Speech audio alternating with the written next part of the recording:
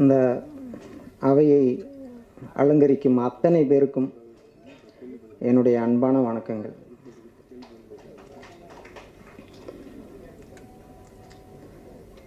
நம்மளுடைய இந்த நிகழ்வுக்கு காமராசர் காலத்திலிருந்து நேர்மையாக ஒரு அரசியலை செய்து கொண்டிருக்கக்கூடிய ஒரு மிகப்பெரிய மனிதர். அவர் நமது இந்த விழாவில் கலந்து கொள்வதில் நான் ரொம்ப பெருமைப்படுகிறேன். ஐயா தமிழறிவு மணியன் ஐயா அவர்களே வணக்கம். வெட்டு குத்து சண்டை துப்பாக்கி நீ என்ன படம் எடுத்தாலும் நான் இப்படி தாண்டா எடுப்பேன்னு தியேட்டரை விட்டு வெளியில் போனால் கண்ணில் தண்ணி வராமல் வெளியில் போக முடியாது. இப்படித்தான் இந்த சமுதாய மக்களோட அந்த உள்ளத்தில் இருக்கிறத வெளியில் கொண்டு வரக்கூடிய எல்லா குடும்ப பெண்களும் குடும்பத்தாரும் விரும்பக்கூடிய ஒரு இயக்குனர். எளிமையான ஒரு வாழ்க்கை, எல்லாரோடத்தையும் எளிமையாக பழகக்கூடியவர் திரு தங்கர் பச்சான் ஐயா அவர்களே வணக்கம்.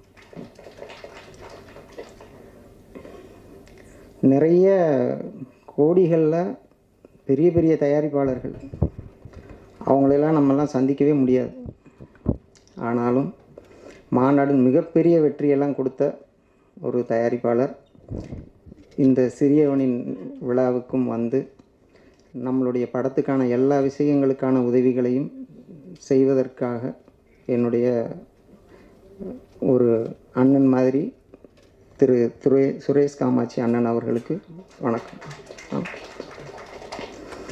அண்ணன் சமுத்திரக்கனி அண்ணா வந்து இந்த படத்தில் இந்த ஒரு காட்சி நீங்கள் நடிக்கணும் அப்படின்னு ஒரு வார்த்தை தான் சொன்னேன்.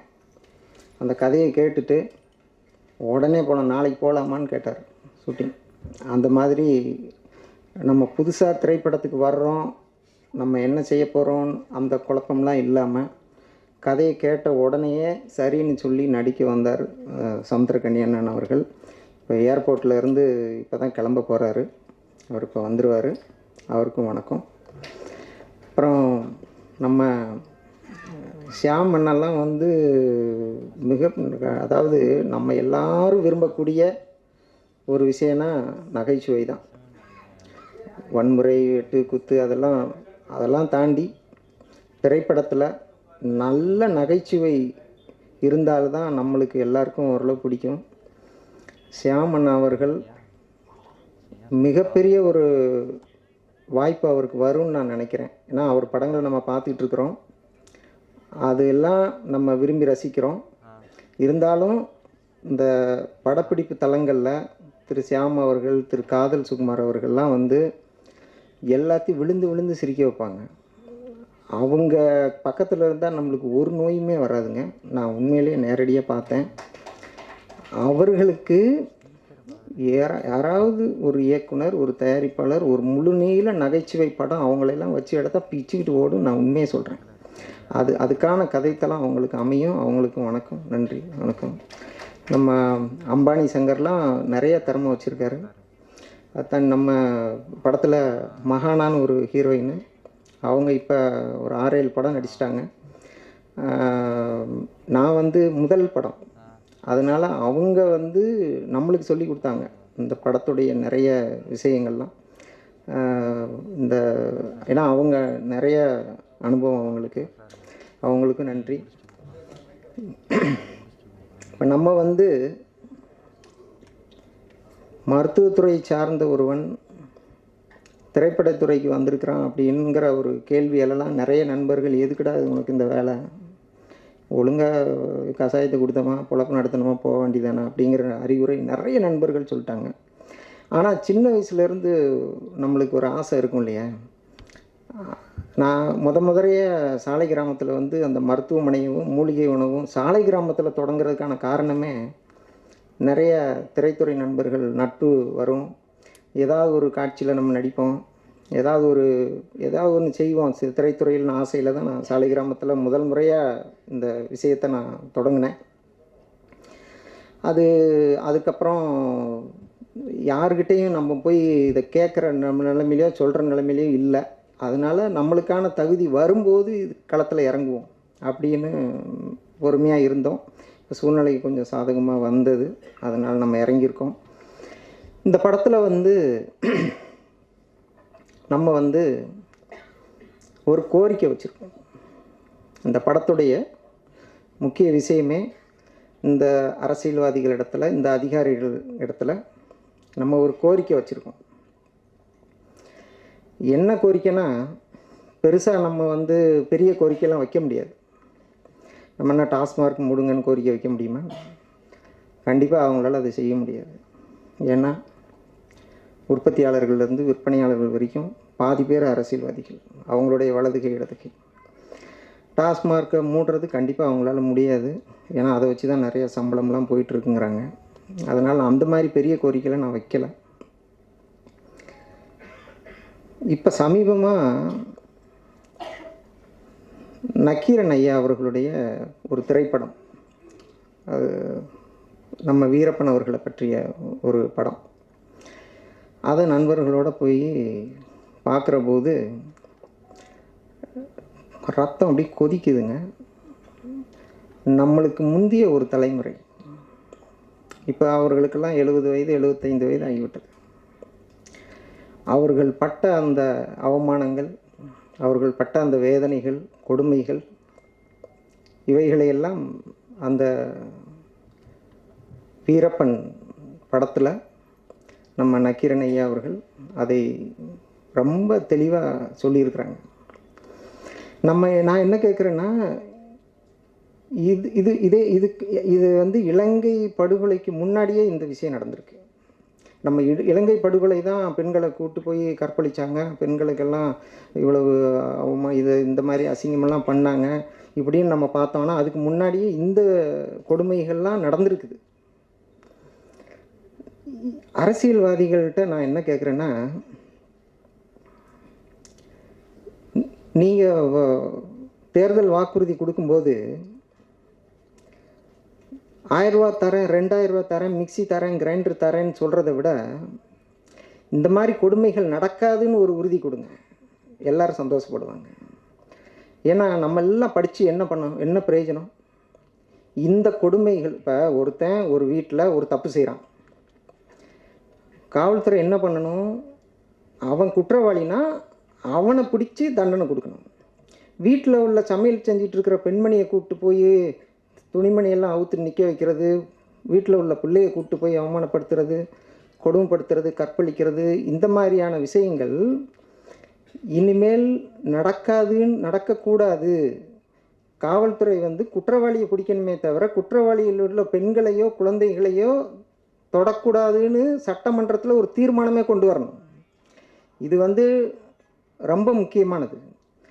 ஆனாலும் இப்போ சிறைச்சாலையில் பார்த்திங்கன்னா, அந்த சிறை தண்டனைக்கு போயிட்டு வெளியில் வர்றவங்க பார்த்திங்கன்னா 300 ரூபாய்க்கு உள்ளே பீடி விற்கிறாங்களாம், 3000 ரூபாய்க்கு பிரியாணி விற்கிறாங்களாம், ஓரமாக அசிங்கம்லாம் நடக்குதாம். இதெல்லாம் வந்து வெளியில் வந்து சொல்கிறாங்க. சிறைச்சாலை இன்னும் 40-50 வருஷம் இப்படியே தான் போயிட்டுருக்கு, இனிமேல் இப்படி தான் போயிட்டுருக்குமா? அதெல்லாம் ஒரு மாற்றம் கொண்டு வரணும்னு அரசியல்வாதிகளுக்கு தெரியக்கூடாதா? அந்த சிந்தனை அவர்களுக்கெல்லாம் வர்றதில்லை. ஒரே விஷயந்தான், நோட்டு ஓட்டு, இந்த ரெண்டை நோக்கி தான் அவங்களுடைய பயணமே இருந்துகிட்ருக்குது. அதாவது இதெல்லாமே நம்ம திரைப்படங்கள் வாயிலாக வெளியில் கொண்டு வரணுங்கிறதான் என்னுடைய ஆசை. நம்ம போய் ஒரு பேப்பரில் எழுதி இவங்க வாசலில் போய் நின்று ஒரு கோரிக்கையை கொடுத்தோம்னா 1000 பேப்பர் அங்கே இருக்கும், 1001வது இது இருக்கும். திரைப்படங்கள் வாயிலாக அந்த காலத்தில் எம்.ஆர். ராதா அவர்கள் காலத்தில், கலைஞர் அவர்கள் காலத்துலலாம் நாடகம் போட்டு மக்களுக்கு இந்த விழிப்புணர்வை சொல்லுவாங்க.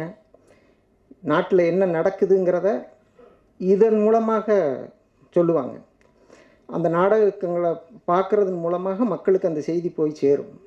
இப்போ வந்து இந்த திரைப்படத்தின் மூலமாக நாட்டில் நடக்கிற இந்த அநியாயங்களை, அக்கிரமங்களை நம்ம ஒவ்வொன்றா எடுத்து சொல்லணும்.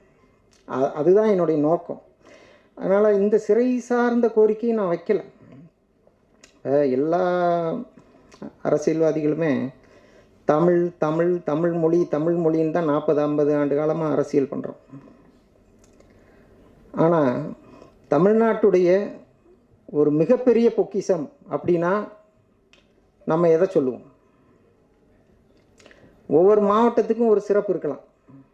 இப்போ ஈரோடுனா மஞ்சள், மதுரைனா மீனாட்சி அம்மன் கோயில், இன்னும் ஒரு சிறப்பு. தமிழ்நாட்டுடைய ஒரு மிகப்பெரிய பொக்கிஷம்னா நம்ம எதை சொல்லுவோம்?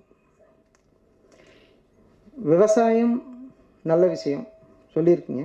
ஆனால் அதை தாண்டி விவசாயம் எல்லா நாடுகள்லையும் இருக்குது, உலகம் பூரா விவசாயம் இருக்குது. அதை தாண்டி ஒரு விஷயம் தமிழ்நாட்டுடைய மிகப்பெரிய பொக்கிஷம் அப்படின்னா தமிழ் மருத்துவம், சித்த மருத்துவம். ஆனால் இந்த 40-50 ஆண்டு காலமாக இந்த அரசியல்வாதிகள் அது அவமானப்படுவதை, அசிங்கப்படுவதை வேடிக்கை தான் பார்த்தார்கள். இந்த பக்கம் தொலைக்காட்சியில் ஆபாசமாக உடையணிந்த ஒரு பெண்மணி, இந்த பக்கம் ஒன்றுமே படிக்காத ஒரு ஆள். கொச்சையாக இந்த அம்மா கேள்வி கேட்கும், இவர் அசிங்கமாக பதில் சொல்வார். இது என்னன்னு கேட்டால் இந்த ஆள் சித்த மருத்துவர்னு போட்டுக்குவார். அதாவது பல ஆண்டுகளாக 40-50 ஆண்டு காலமாக நிறைய வயது மூத்த வைத்தியர்கள்லாம் நிறைய கிராமங்களில் நல்ல சேவை செஞ்சிட்ருக்குறாங்க, நல்ல வைத்தியம் பண்ணிகிட்ருக்குறாங்க. ஆனால் சில பேர் பணம் படைத்தவர்கள், அரசியல்வாதிகளின் வலதுகை இடதுகை எல்லாம் தெரிந்தவர்கள்லாம் தொலைக்காட்சியில் உட்கார்ந்து இந்த தமிழ் மருத்துவத்தை அவ்வளவு கேவலப்படுத்தியிருக்காங்க. இப்போ மக்கள், பொதுமக்கள் இந்த டிவியை பார்க்கும்போது என்ன நினைப்பாங்க? என்னடா சித்த மருத்துவர்னு போட்டுருக்குறான், இவ்வளவு கேவலமாக அசிங்கமாக பேசுகிறான், கொச்சையாக பேசுகிறான், ஆபாசமாக பேசிகிட்டு இருக்கிறான். இப்போ சித்த மருத்துவம்லாம் இப்போ இதுதான் போல் சித்த மருத்துவம். அவங்க அந்த ஒரு விஷயத்துக்கு தான் அப்படியே பேசுவாங்க. இது இப்போ கொஞ்சம் குறைஞ்சிருக்கு. நான் சொல்கிறது ஒரு 30-40 வருஷத்துக்கு முன்னாடி சொல்கிறேன், 30-40 வருஷமாக சொல்கிறேன். அவங்களால இந்த மருத்துவத்தை விரும்பாமல் எல்லாமே அத்தனைக்குமே ஆங்கில மருத்துவங்கிற மாதிரி மக்கள் படையெடுக்க தொடங்கிட்டாங்க. இதுவும் ஒரு காரணம். அதாவது தமிழ் மருத்துவத்தை, தமிழ் மொழின்னு பேசுகிறவங்க இந்த தமிழ் மருத்துவத்துக்கும் ஒரு வழி செய்யணும்னா, இப்போ ஒரு அரசியல்வாதி, ஏப்பா யார்ப்பா நீ இவ்வளோ அசிங்கமாக கொச்சையாக ஆபாசமாக பேசிகிட்டு இருக்கிற, அந்த பிள்ளை இவ்வளோ அசிங்கமாக ட்ரெஸ்ஸு போட்டிருக்கு, நீ யார், என்ன அப்படின்னு கேட்கணுமா இல்லையா? ஒத்த அரசியல்வாதி கேட்கலங்க. இதே விஷயத்தை படிக்காத ஒரு நபர் ஆங்கில மருத்துவத்தை பற்றி டிவியில் உட்காந்துக்கிட்டு இந்த பேரஸ்டமால், அந்த ஓஃப்லைன் அப்படின்னு பேச முடியுமா? தமிழ் மருத்துவங்கிறதுனால ஒத்த அரசியல்வாதி கூட அக்கறை கிடையாது. பூரா, அதாவது நான் சொல்கிறேங்க, அடித்து சொல்கிறேன், உண்மையை சொல்கிறேன். முறையான தமிழ் மருத்துவத்தை சரியாக இந்த அரசு பயன்படுத்தினா நம்ம ஊர் மக்களையெல்லாம் உட்கார வச்சு சாப்பாடு போடலாம். வெளிநாட்டுக்காரன் பூரா இந்த மருத்துவத்துக்கு இங்கே வருவான், அவங்ககிட்ட கட்டணம் வாங்கலாம். இது நீங்கள் டாஸ்மாக் விற்கிறதுக்கு பதிலாக இதை சிறப்பாக செய்யுங்க. விஷயம் நிறைய இருக்குது. அது எதுவுமே மக்கள் இப்போ நம்புறதுக்கு தயாராக இல்லை. அது நேரம் வர வர வர அதுக்கான நம்பிக்கை உருவாகும். அதுதான் என்னோடது. ஆனாலும் இந்த கோரிக்கையை நான் வைக்கலைங்க. ஏன்னா இது இப்போ வச்சாலும் நம்மளுக்கு அது நடக்காது. நம்ம இப்போ இதில் என்னென்னா, அடிக்கடி மாதம் பத்திரிக்கையில் பார்க்குறோம், தன்னுடைய 2 குழந்தைகளை தூக்கி கிணத்துல தூக்கி போட்டுட்டு தாயும் குதித்து தற்கொலை. என்னன்னு கேட்டால் பசி, வறுமை, கடன். இதுதான். அந்த 2 குழந்தை தண்ணியில் உளுந்து அந்த ஒரு நிமிஷம் தவிக்கிற பொழுது அந்த காட்சி நீங்கள் யோசிச்சு பாருங்கள். ஒரு பசினால், வறுமையினால் அந்த தாய் தன்னோட 2 குழந்தையை தூக்கி போட்டு தானும் குதித்து தற்கொலை பண்ணுற அளவுக்கு பசி கொடுமை இருக்குன்னா, போன 4-5 நாளைக்கு முன்னாடி கூட ஒரு கர்ப்பிணி பொண்ணு தன்னுடைய முதல் குழந்தையை தூக்கி கிணத்துல போட்டுட்டு அதுவும் குடிச்சு செத்து போச்சு. நான் என்ன சொல்கிறேன்னா, நீங்கள் இது வரைக்கும் 7 லட்சம் கோடி கடன் வாங்கியிருக்கீங்க. இந்த ஏழைகளுக்கு, இந்த ஏழை பெண்களுக்கு நீங்கள் அந்த 1000 ரூபா கொடுக்குறதெல்லாம் விட்டுருங்க. யாரெல்லாம் இந்த மனநிலையில் இருக்காங்க, என்ன ஒன்றும் வழி இல்லை, குழந்தைய காப்பாற்ற வழி இல்லையா, அதம்மா அங்கே போங்கம்மா, அந்த அரசு இது இருக்குமா, போய் குழந்தைங்கள அங்கே சேர்த்து விட்டு நீங்கள் அங்கே இருந்து தொழிலை பாருங்கள். இந்த மாதிரி ஒரு அரசு, ஒரு அமைப்பை உருவாக்கணும். குழந்தைகளை தூக்கி கிணற்றில் போட்டு தானும் குதித்து தற்கொலை செய்யக்கூடிய நிலைமையில் இந்த பெண்கள் இருக்கிற போது நம்ம இந்த 7,00,000 கோடியை வேறு வேறு விஷயங்களுக்கு பயன்படுத்தக்கூடாது. முதல்ல இந்த குழந்தைகள், இந்த தாய்மார்களுடைய, நீங்கள் வந்து இந்த எல்லாருக்கும் 1000 2000 இது தேவையில்லை. யாருக்கு தேவை? பசி பட்டினியெல்லாம் சரியாயிடுச்சா? அதுக்கப்புறம் நீங்கள் அடுத்த திட்டத்துக்கு போங்க. அப்படியே பெரிய பெரிய லட்சம் கோடியில் திட்டம், அது திட்டத்தெல்லாம் பண்ணுங்கள். இதை செஞ்சுட்டு அதை செய்யுங்க. இதைத்தான் நம்ம வந்து இதில் கோரிக்கையாக வச்சுருக்கோம். இப்போ 70 வயதை கடந்த முதியவர்கள், 80 வயதை கடந்த முதியவர்கள் இன்றைக்கும் கை நடுக்கத்தோட, கால் நடுக்கத்தோட அந்த இட்லி சுட்டு தான் பிழைக்கணுமா? பனைமரம் ஏறி தான் பிழைக்கணுமா? ஏங்க, ஒரு காலேஜில் ஃபஸ்ட் இயர் முடித்து செகண்ட் இயர் போனால் அவன் ஃபஸ்ட் இயர் வந்தவொடனே, ஏய் உனக்கு நான் சீனியரு, உட்காரு, அப்படி போ, இப்படி போங்கிறாங்க. 70 வருஷமாக இந்த மண்ணை ஒழுங்காக காப்பாற்றினவங்கப்பா அவங்க 70 75 மாடாக உழைச்சி ஓடா தேஞ்சு போயிருக்கிறாங்க. அவங்களுக்கு இந்த கடைசி காலத்தில் ஒரு நிம்மதியான வாழ்க்கையை கொடுக்கணுமா இல்லையா? நீ என்ன கேட்டுப்போ, நாங்கள் இதை தான் நாங்கள் போடுற திட்டம் வேறு. மக்களுக்கான, அதாவது இந்த குழந்தைகளும் வயது மூத்த அந்த 70 வயதுக்கு மேட்ட முதியவர்களும் பிரச்சனை இல்லாமல் வாழணும். அதுக்கான ஒரு நல்ல திட்டத்தை உருவாக்கணும். இந்த 2 கோரிக்கை தான் நம்ம படத்தில் வச்சுருக்கோம். இப்போ நம்ம வந்து பள்ளிக்கூடம், நம்ம இப்போ காலையில் வர்ற குழந்தைகளுக்கு காலை உணவு திட்டம் மிகச் சிறப்பான திட்டம். இப்போ தமிழக முதல்வர் அவர்கள் இப்போ நடத்திட்டு இருக்கிறாங்க. அந்த மாதிரி காலையிலையும் சாயந்தரமும், காலைல ஒரு 2 மணி நேரம், சாயந்தரம் ஒரு 2 மணி நேரம், பள்ளிக்கூடத்துக்கு வீட்டிலேருந்து குழந்தைகள் கிளம்பும்போது 2 அரசு பேருந்து, ஒரு பள்ளிக்கூடத்துக்கு 2 அரசு பேருந்து, குழந்தைங்கள அங்கேருந்து வீட்டிலேருந்து கூப்பிட்டு வந்து பள்ளிக்கூடத்தில் விடணும். அதே மாதிரி சாயந்தரம் பள்ளிக்கூட குழந்தைகளுக்கு 2 அரசு பேருந்து, பள்ளிக்கூடத்துலேருந்து சாயந்தரம் ஒரு கையில் ஒரு கடலை மிட்டாய் கொடுத்து வீட்டில் போய் இறக்கி விடணும். இது எப்படி இருக்குன்னு யோசிச்சு பாருங்கள். பஸ்ஸில் தொங்கிக்கிட்டு போகிற அந்த குழந்தைகளுக்கு என்னைக்கு நீங்கள் மாற்று வழி செய்ய போகிறீங்க? பொதுமக்கள்லாம் இடத்த ஆக்கிரமிச்சிடுறாங்க. பள்ளிக்கூட வாசலில் வந்து குழந்தைங்க நிற்கிது, பையோட சுமந்துக்கிட்டு நிற்கிது. இந்த கூட்டத்தில் அவங்க அந்த குழந்தைங்க எப்படி இதில் ஏறி பயணிக்கும்? நீங்கள் இலவச பஸ் பாஸ் கொடுக்குறீங்க, சரிதான். அவங்களுக்குன்னு ஒரு தனியாக 2 பேருந்தை கொடுத்தா எத்தனை கோடி ஆயிரப்போகுது? தாய்மார்களோட மனநிலையை பாருங்கள். காலையில் வீட்டு வாசலில் பேருந்து கூட்டிகிட்டு போயிட்டு சாயந்தரம் வீட்டில் வந்து கடலை மிட்டாயோட குழந்தைகளை இறக்கி விட்டால் அந்த தாய்மார்களோட மனநிலையை பாருங்கள். இதுதான் நாங்கள் வேணும். மாதத்துக்கு 1000 ரூபா கொடுக்குறதுல ஒன்றும் இது கிடையாது. இந்த மாதிரியான ஒரு கோரிக்கை தான் நம்ம படத்தில் வச்சுருக்கிறோம். அது தமிழக முதல்வருக்கு கோரிக்கை அப்படின்னே அதில் ஓப்பனாகவே நம்ம பேசியிருக்கோம். அது அவர்கள் இந்த படத்து ரிலீஸ் ஆன பிறகு ஜனவரி 25 நம்ம திட்டம் போட்டிருக்கோம், அதில் வந்துடும். இந்த கோரிக்கையை தான் நம்ம அதில் வச்சுருக்கிறோம். இப்போ இந்த திரைப்படத்தை தாண்டி நான் இது நான் தப்பாக பேசுனா நீங்கள் நிறைய நேரம் பேசுகிறேன், அதை நீங்கள் நினச்சிக்க வேண்டாம். ஏன்னா நம்மளாம் சாமானியமான ஆட்கள்னாலாம் இந்த மாதிரி மேடையெல்லாம் நம்மளுக்கு கிடைக்காது. இப்போ இந்த கொரோனான்னு ஒரு விஷயம் 7-8 ஆண்டுகளுக்கு ஒரு முறை ஏதாவது ஒரு வைரஸ் காய்ச்சல், 7-8 ஆண்டுகளுக்கு ஒரு முறை உலகம் முழுக்க சிக்கன் குனியான்னு வந்துச்சு. அப்புறம் ஒரு 7-8 வருஷம் கழித்து டெங்குன்னு வந்துச்சு. அதுக்கப்புறம் ஒரு 7-8 வருஷம் கழித்து இப்போ கொரோனான்னு வந்துச்சு. இன்னும் வரும்னு தெளிவாகவே சொல்கிறாங்க. ஐநாவும் உலக சுகாதார அமைப்பும் தெளிவாக சொல்கிறான், கண்டிப்பாக வருது அப்படிங்கிறாங்க. இப்போ நம்ம போன தடவை மிகப்பெரிய ஆபத்தை நம்ம சந்தித்தோம், கொஞ்சம் மீண்டு வந்திருக்கிறோம். ஆனால் அதுக்கான திரும்ப வந்தால் எல்லோரும் இதிலிருந்து முழுமையாக மீண்டு வரணும். தப்பிக்கிறதுக்கு என்ன வழி வச்சுருக்கோம்? இதே ஐசியூ வார்டு, இதே ஏசி ரூமு, இதே காலேஜில் கொண்டு போய் எல்லாம் அடைச்சி வச்சு இதே வழியை தான் செய்யணுமா? அதுக்கான மாற்று திட்டம் நீங்கள் என்ன தீட்டு வச்சுருக்கீங்க? 5394 பேஷண்ட்டை நான் பார்த்தேன். அதோட கொரோனாவுடைய முழு விஷயத்தை நம்ம நேரில் கண்ணில் பார்த்துருக்கோம்.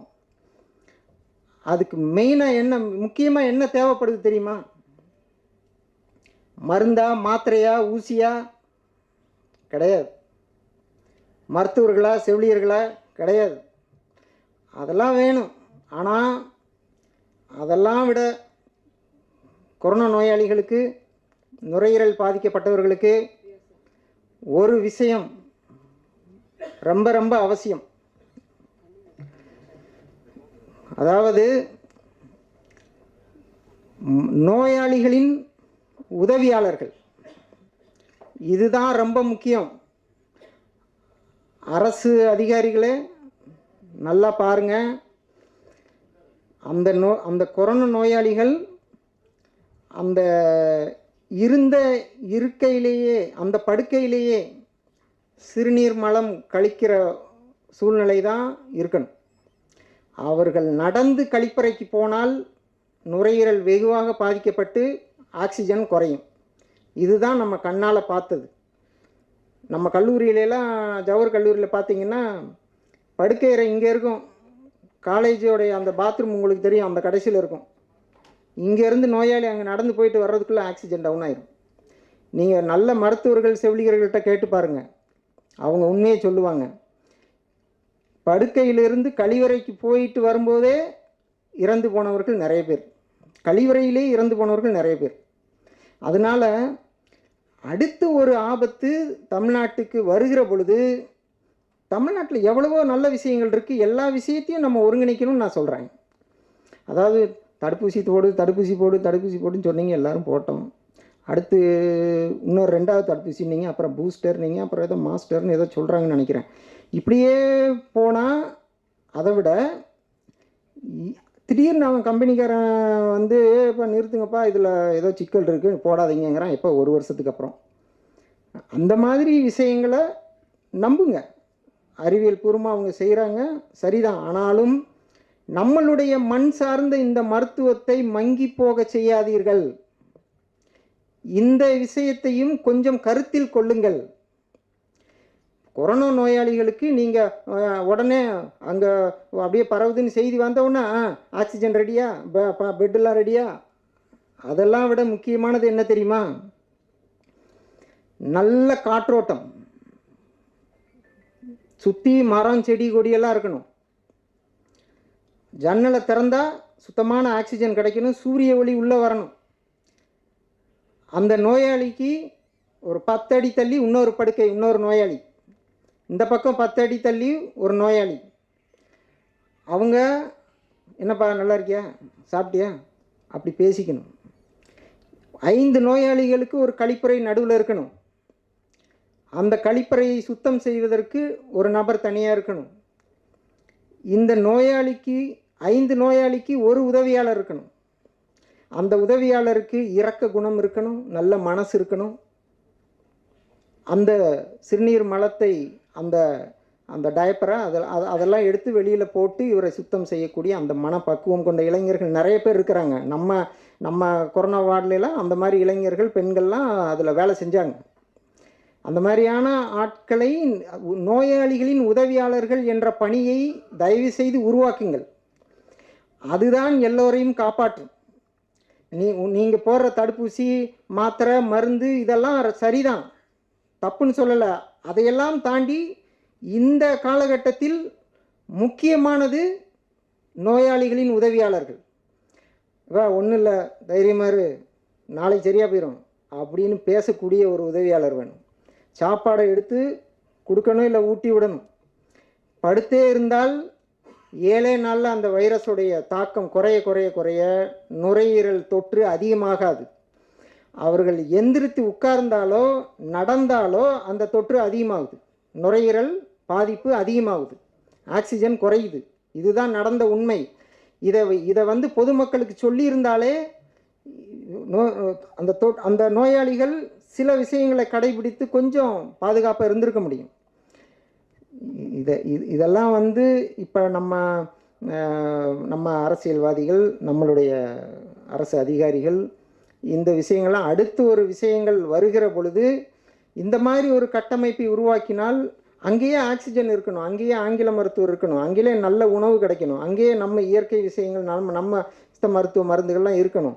எல்லாமே கலந்து சூழ்நிலைகளை பார்த்து, ஒரு நோயாளியின் நிலைமையை பார்த்து அதுக்கான வைத்தியத்தை செய்கிற பொழுது தமிழ்நாட்டை உலகம் திரும்பி பார்க்கும். இதுதான் உண்மை. அதனால் நான் வந்து திரைத்துறைக்கு வந்தது ஏதாவது ஒரு மக்களுக்கான நம்ம சமுதாயத்தில் கண்ணில் பார்த்துக்கிட்டு இருக்கக்கூடிய ஒரு விஷயத்தை இந்த திரைப்படத்தின் மூலமாக நம்ம சொல்லணும். இதுதான் என்னுடைய நோக்கம். அதுக்கு தான் திரைப்படத்துக்கு வந்தோம். அதை ஓரளவு நம்ம சொல்லியிருக்கிறோம்.